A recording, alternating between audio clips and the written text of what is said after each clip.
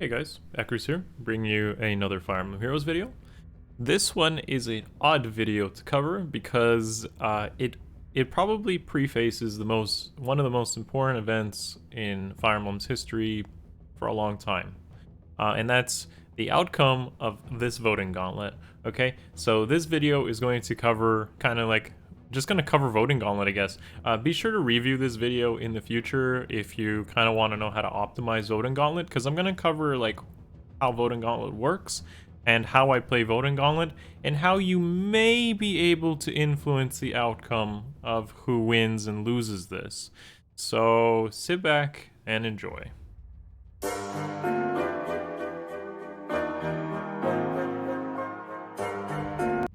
Alright guys, so this is it. Voting Gauntlet of FEH's 4th anniversary, which is this epic duel below us from Hero Rises.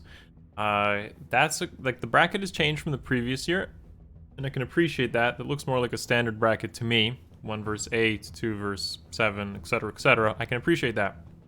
But this is a good tie-in to the previous color sharing video I made a couple days ago, or about a week ago, and how we can potentially have a very good value banner, meaning your orbs bring a lot of high quality units.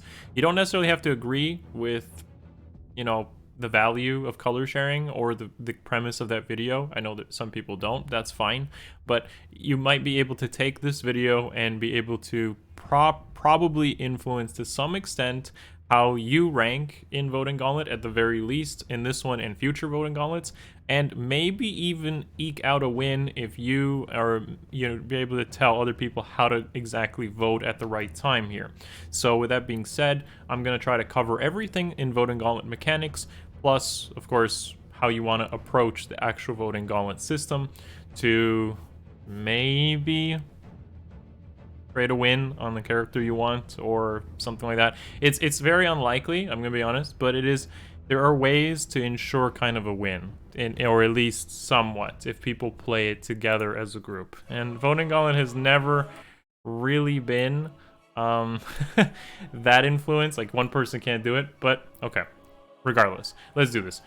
Voting Gauntlet. So this is the most important Voting Gauntlet of all time because the winner of this one is given for free to everyone. Last year's was Altina. That was helpful because we didn't have a free Astra.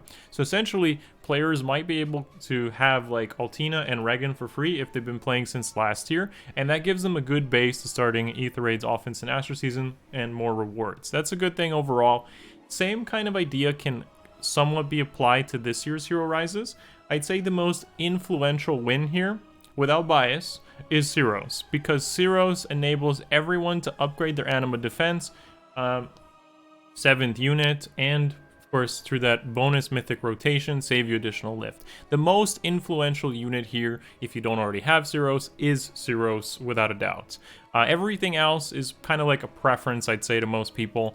And in my case, it's like Corrin, or trying to get value in like Corrin and Linja sharing a banner, for example. But I wouldn't be opposed to stuff like Cyros and Dimitri sharing a banner, or Freya and Edelgard sharing a banner. So you can see, like, I'm okay with a lot of outcomes here, but I definitely want to help tailor this video to give you as much information as possible for maybe, how you can approach different outcomes that may happen.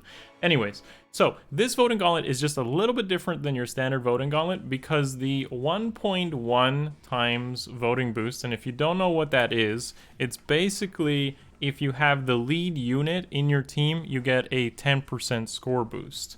So in this case, let's say that is the current battle screen. If you were on Cyros's team and you have Cyros as the lead unit in the battle you go into, you would get a 10% score boost. On a standard Voting Gauntlet, that applies to your total score. In this Voting Gauntlet, it applies to your personal score, but it doesn't affect the army score, meaning like the overall score. So in a sense, you can kind of just pick whoever character you really want to win, and you're not punished for it. In other Voting Gauntlets, I would recommend making sure you pick a character that you have the unit for, because that 10% boost can definitely help you achieve a good overall ranking, a good personal ranking score, which gives you more feathers. In this case, I think trying to push the character you want to win should be more important than trying to push 200 more feathers in this case, okay?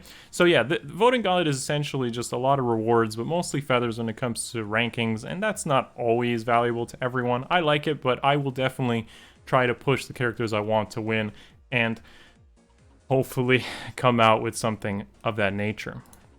So what I want to talk about is how you actually play Voting Gauntlet to maximize your score and rankings, and that's going to be essentially playing the weaker state, the disadvantaged state. This is how you get a good ranking, but it's also how you win. And let me explain this as best as I can. So essentially, for every hour that passes in Voting Gauntlet, and your team is weaker, if it's weaker, but it doesn't matter, even if it's stronger, you get a slight increase in boost as well. But essentially, you should be voting or battling when your team is weaker, regardless of when that is. It kind of matters a little bit, but regardless, you should always only spend your ballots and points if your team is weaker. So here's how it kind of works. You have 8 battle ballots that can be accrued in total before they cap.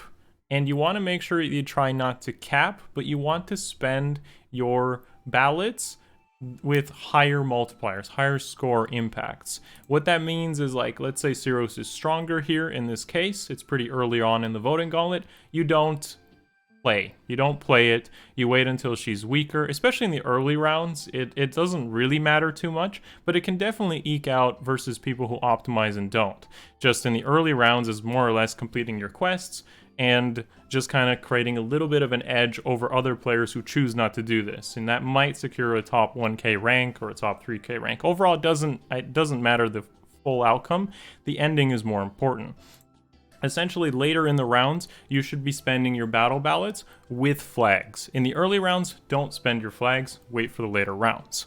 And to kind of give you a visual perspective here, there's your battle ballots. You wait until you're weaker on the team you're supporting, and then you shouldn't spend all your battle ballots. You should actually be spending like 2 or 4 at a time. So I usually go with 2 because I know in 2 hours that team might be weaker again. If you choose the weaker team, you should wait 2 hours because usually it could ping, like if your team is pretty evenly matched, you probably go for 2 or 4 ballots spent. 4 is the safer bet if you ask me. 2 is a bit of a riskier play because with 2 you might cap and then there would be sames, and same isn't a lot of fun.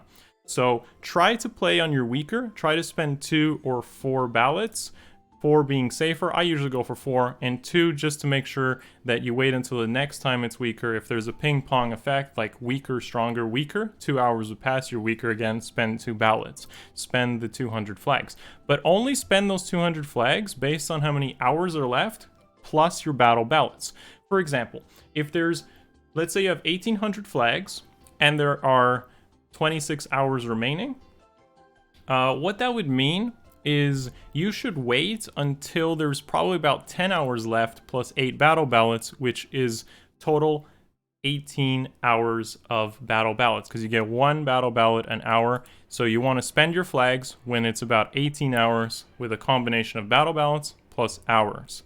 That's how I look at it. That's when I start spending, and I start spending those flags by 2 or 4. Don't spend the flags in the early, like basically don't spend them in the first day. Now, how do you actually eke out a win? That's the very important question on how I think most people will look at this.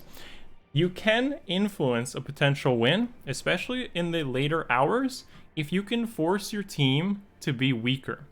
And this realistically isn't possible because everyone's playing, but what you can kind of do as a group is if you are stronger, you try not to play at all, or if you're same, you try not to play at all. And by doing that, you can make sure your team gets weaker faster. So let's say in the same scenario, let's say Bridal Micaiah and Syros are here, and they're both same. If Bridal Micaiah is generally less support there, then what you want to do is like not spend any battle ballots or flags at all while, you know, Micaiah is same with Syros. Get her weaker, and then you'll be able to spend your ballots. But in the final few hours, what you should try to do is get that weaker state ideally on the last hour, or making sure you're still weaker on that last hour if you have a lot less support. So in a way, let's say there's 2 hours left in the Voting Gauntlet and Bridal Micaiah is weaker.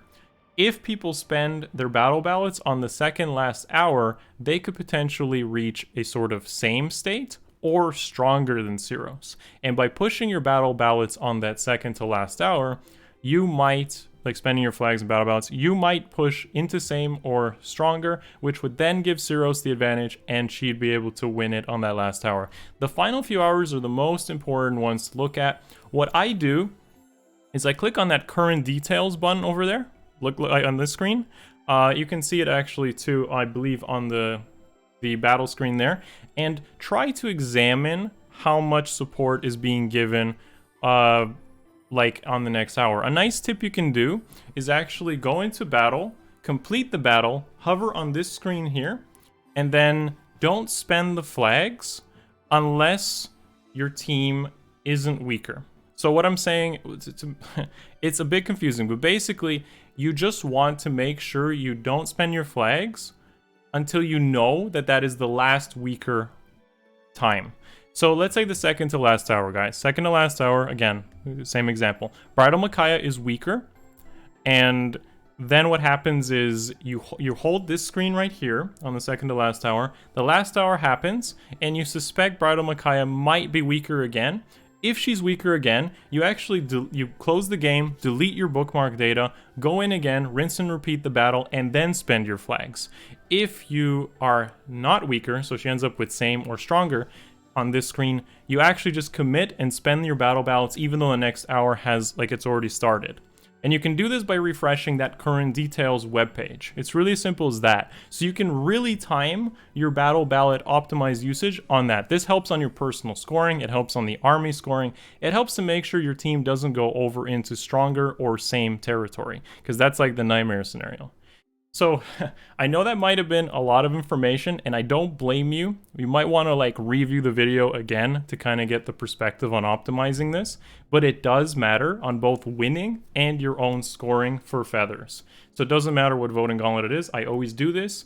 I want my team to win because army victory feathers, and in a case where it's not such an important Voting Gauntlet, but also because I want the actual characters here to win to create a good banner, because we might have the potential for a really good banner here. Plus you can spark what you want. Everyone's going to have different opinions on what they want to win, and that's fine. And I hope that you take this info and potentially make your own good optimized decision, but also maybe help others know exactly how to spend their flags and their battle ballots. Okay, I'm gonna make this a final statement to review everything. Don't spend your flags in the first day. That's a good, like, token of advice. Spend your battle ballots just so you don't cap, but be careful not to put your team into, like, a permanent same scenario. Getting into stronger could be good, so you can create that ping pong effect. And finally, on the final few hours, use the current details advantage, open a web page, get into this, like, screen, wait until the next hour passes, and see if your team is still weaker. If it is weaker, delete bookmark data, restart the game, and do it again and spend your ballots plus your flags at that point, okay? In increments of 2 and 4 while we're on the second day, spending your flags and battle ballots based on your battle ballots plus the amount of hours left on that day. That is how you'll truly optimize your Voting Gauntlet experience. I can't believe I'm doing a Voting Gauntlet guide, but here it is. And this video will remain timeless because there hasn't been Voting Gauntlet changes, and maybe you or others can definitely use this information and make your Voting Gauntlet experience better. Wow. Next up, we're going to cover Frontline Phalanx, I'm sure. Alright guys, I'm done with this one. Thank you for watching. As always, give the video a thumbs up. It does help the channel, the algorithms and whatnot. Subscribe if you haven't already. Join the Twitch and Discord for further discussions. I'll see you in the next one. Much love. Peace.